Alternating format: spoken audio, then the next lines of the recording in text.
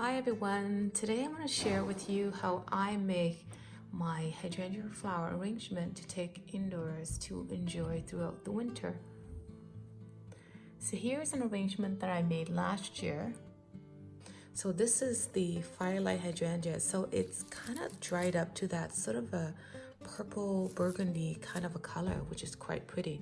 So here's a panicle that was sort of still white at the time when I picked it. This was when it's most burgundy, and this was a white one, so you can see that it's actually quite stunning, right? And this is what I have on my dining table throughout the winter and spring, and it was looking so gorgeous that I decided to keep it even throughout the summer.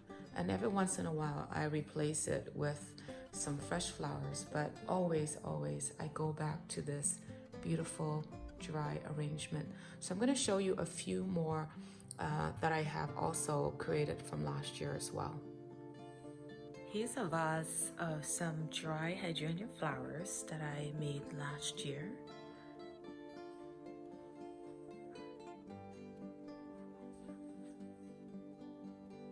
Here's another one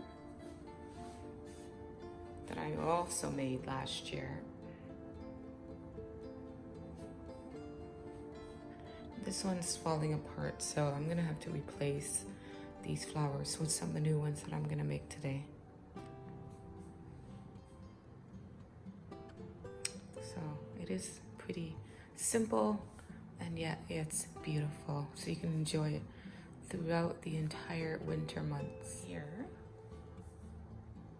so you can see that this looks a little bit dry and papery, right? This is the firelight one, and you can see because I made this last year, the florets are kind of dry and they're falling apart. Is that gorgeous?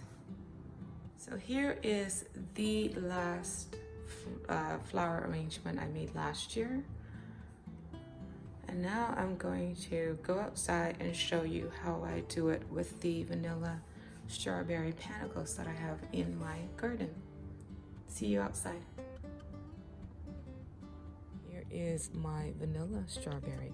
So these vanilla strawberry blooms are still looking gorgeous, and they are just at the perfect stage for making a dry flower arrangement. So I'm gonna do that. I'm gonna cut this down and I'm gonna show you how I make my dry hydrangea flower arrangements to take indoor to enjoy for the rest of the season.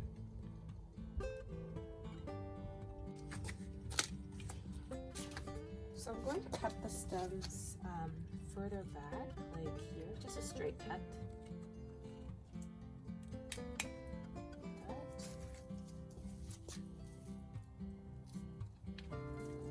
Couple of these broke.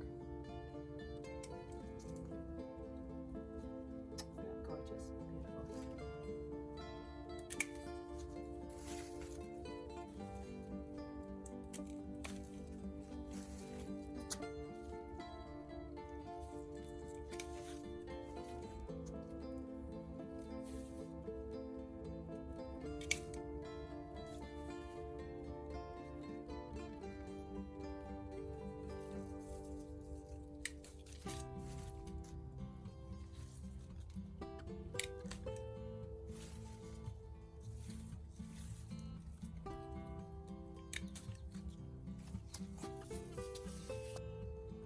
So here are all the panicles that I've just cut down from my vanilla strawberries, and I'm going to use them to make my arrangement.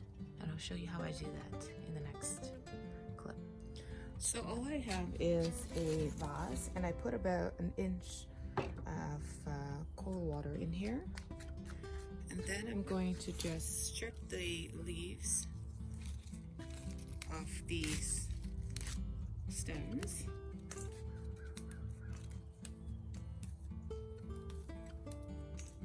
And you want to strip all the leaves so that the bouquets or the flowers can dry properly without having to uptake water to keep the leaves fresh. Right?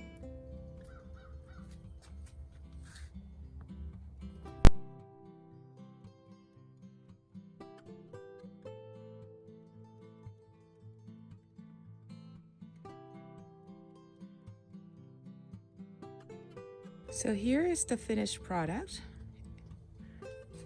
Isn't that gorgeous? I love vanilla strawberry color blooms.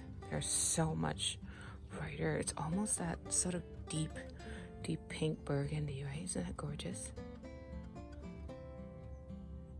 And then of course the side that faces down away from the sun doesn't color as nicely, but you can tell that this faces the sun, and it's just that perfect color development.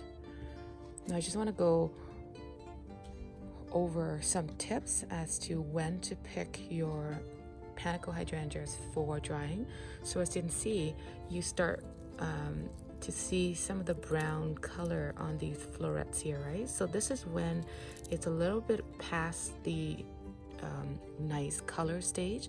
As like here, for example, this is the perfect time when you are or should be picking your panicles to bring indoors.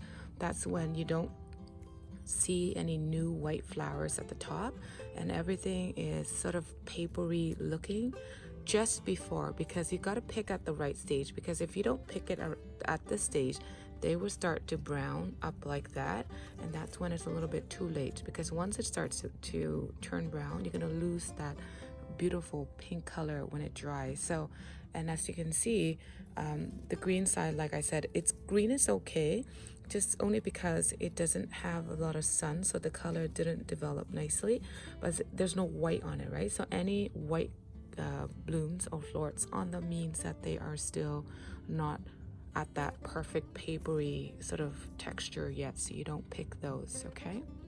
So here, as you can see my bulbos, there's some fresh white panicles on here. So for example, these would not be the best for me to pick to bring indoors because they're still so fresh, and if I pick these now and bring them, they would just get all wrinkly and dry up and die, right? So they're not going to survive.